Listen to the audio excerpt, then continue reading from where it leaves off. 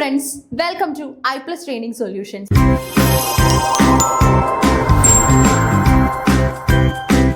ഇന്നത്തെ ക്ലാസ്സിൽ നമ്മൾ നോക്കാനായിട്ട് പോകുന്നത് സെറ്റ് ഇംഗ്ലീഷിന് സ്ഥിരമായിട്ട് ചോദ്യങ്ങൾ വരുന്ന ദ ആംഗ്രി യങ് മാൻ എന്ന ഹെഡിങ് ആണ്. Okay, the angry young man ഇംഗ്ലീഷിലെ ഫേമസ് ആയിട്ടുള്ള ഒരു മൂവ്മെന്റ് ആണ്, അതുപോലെ തന്നെ ഒരു ഗ്രൂപ്പാണ് ആംഗ്രി യങ് മാൻ ഗ്രൂപ്പ് എന്ന് പറയുന്നത്. Okay, so what is about this group? ഇതാണ് നമ്മൾ നോക്കാനായിട്ട് പോകുന്നത്.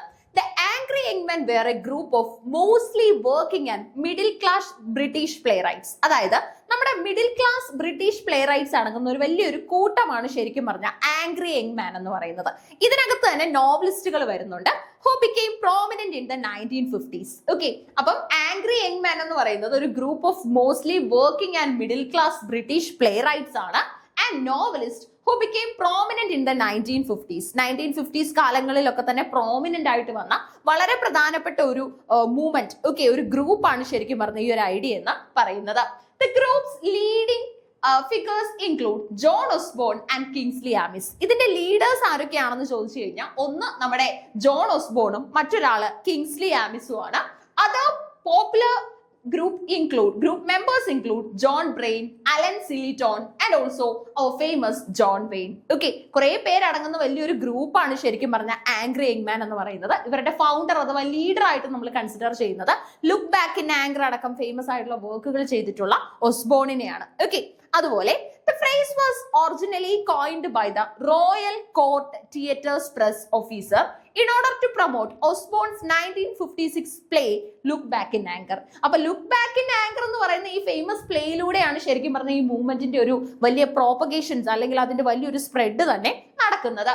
It was likely derived from the autobiography of Leslie Paul, founder of the Woodcraft folk, whose Angry Young Man was published in 1951. Okay, ആർട്ടിക്കിൾസിലും മൂവ്മെന്റ്സിലും അടക്കം നമുക്ക് ഈ ഒരു പ്ലേയും ആയിട്ട് ബന്ധപ്പെട്ടിട്ടൊക്കെയുള്ള കോൺസെപ്റ്റുകൾ കാണാനായിട്ട് സാധിക്കുമായിരുന്നു. Okay, the playwright John Osborne was the archetypal example, and his signature play Look Back in Anger 1956 attracted attention to a style of drama contrasting strongly with the genteel and stated works of Terence Rattigan that had been in fashion. Okay, അതായത് ഈ കുറച്ച് എന്താണ് confused ആയിട്ടുള്ള ideas അല്ലെങ്കിൽ കുറച്ച് controversial ആയിട്ടുള്ള സബ്ജക്റ്റുകളൊന്നും ഇതിനു മുൻപ് പ്ലേ റൈറ്റ്സോ നോവലിസ്റ്റുകളോ ഒന്നും തന്നെ അവരുടെ വർക്കിലൂടെ പ്രോപ്പഗേറ്റ് ചെയ്യത്തില്ലായിരുന്നു, അല്ലെങ്കിൽ അതിനുള്ള ഒരു priority കൊടുക്കത്തില്ലായിരുന്നു.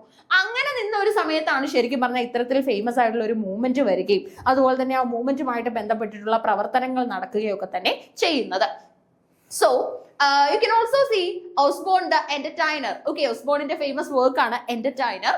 In 1957 secured his reputation with Laurence Olivier playing the protagonist Archie Rice. Okay, അപ്പോൾ ഫേമസ് ആയിട്ടുള്ള പ്ലേ റൈറ്റ്സും അതുപോലെ തന്നെ ഫേമസ് ആയിട്ടുള്ള ഒരു കൂട്ടം റൈറ്റേഴ്സും ഓക്കെ അതുപോലെ തന്നെ അതിനകത്തിലെ ക്യാരക്ടേഴ്സും ഒക്കെ ചേർന്നാണ് ഈ ഒരു മൂവ്മെന്റ് സ്പ്രെഡ് ആവുന്നത്. Okay, so Osborne became a successful entrepreneur partnering with Tony Richardson to form the film production company Woodfall.